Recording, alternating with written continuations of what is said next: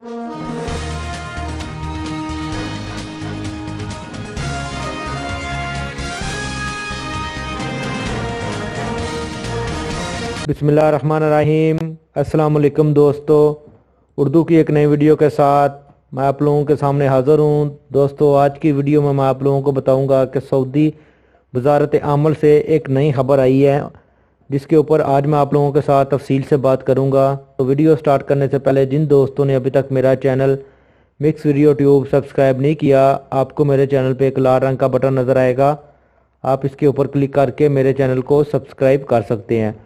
हाँ तो दोस्तों, वजारत मेहनत और समाजी बहबूद के तर्जुमान खालिद अल बहेल ने वाज़ह किया है कि जो निजी इदारे अपने यहाँ सऊदियों के लिए हाली असामियों का ऐलान करेंगे, उन्हें मतलूबा तनख्वाह की भी वजाहत करना होगी।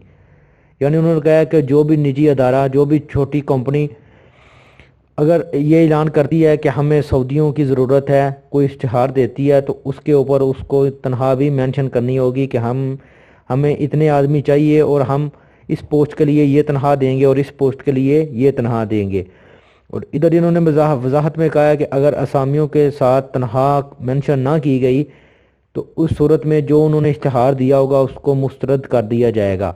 यानी जो इश्तिहार दिया है उसके ऊपर अगर असामियों के साथ साथ उनकी तनख्वाह का भी नाम बताया गया हो, ना दर्ज किया गया हो, तो फिर उनका इश्तिहार जो है वो मुस्तरद कर दिया जाएगा। तो इसकी जो ज़रूरत है वो इस तरह उनको पेश आई है, क्योंकि पहले जो कंपनियां थी वो इश्तिहार देती थी, लेकिन जब सऊदी उनके पास जॉब के लिए आते थे तो वो उनको तनख्वाह बहुत कम बताते थे और वो सऊदी जो थे वो उनके पास काम नहीं करते थे। कुछ अरसा गुजरने के बाद फिर वो उस जगह गैर मुल्कियों को रख लेते थे। तो जब वजारत आमल उधर आती थी चेक करने के लिए, उनसे पूछते थे कि आपने सऊदी क्यों नहीं भर्ती किए हुए, तो फिर वो जो इश्तिहार उन्होंने दिया होता था उसका हवाला देते थे कि हमने ये इश्तिहार दिया था, लेकिन कोई भी जो सऊदी है वो हमारे पास काम करने के लिए नहीं आया, इसलिए हमने गैर मुल्की रख ली है।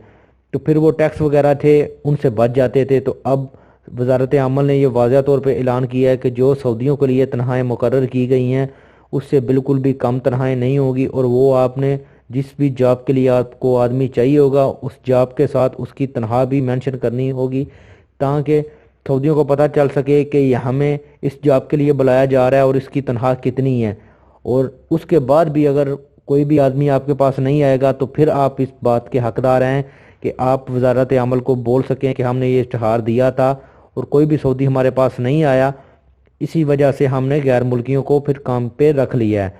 तो इधर वीडियो बनाने का मकसद यही है कि वजारत आमल जो है वो यही चाह रही है कि ज़्यादा से ज़्यादा जो सऊदी हैं उनको काम पे रखा जाए, क्योंकि पहले कंपनियां जो थी वो दो नंबरी करती थी, नहीं बताती थी, उधर वजारत अमल को कुछ और बताती थी और नीचे गैर मुल्कियों को रख लेते थे। लेकिन अब उन्होंने ये भी ऐलान कर दिया है कि जो भी असामी आपके पास खाली होगी, आपने अगर उसका इश्तिहार देना है तो उसके ऊपर तनख्वाह भी मेंशन करें, ताकि सऊदी जो है ज़्यादा से ज़्यादा जॉब पे लग सकें और ज़्यादा से ज़्यादा काम करें।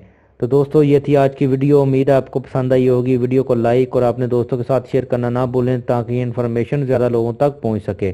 तो मिलते हैं किसी न्यू वीडियो में न्यू इन्फॉर्मेशन के साथ, तब तक मुझे दीजिए इजाज़त। अल्लाह हाफिज़।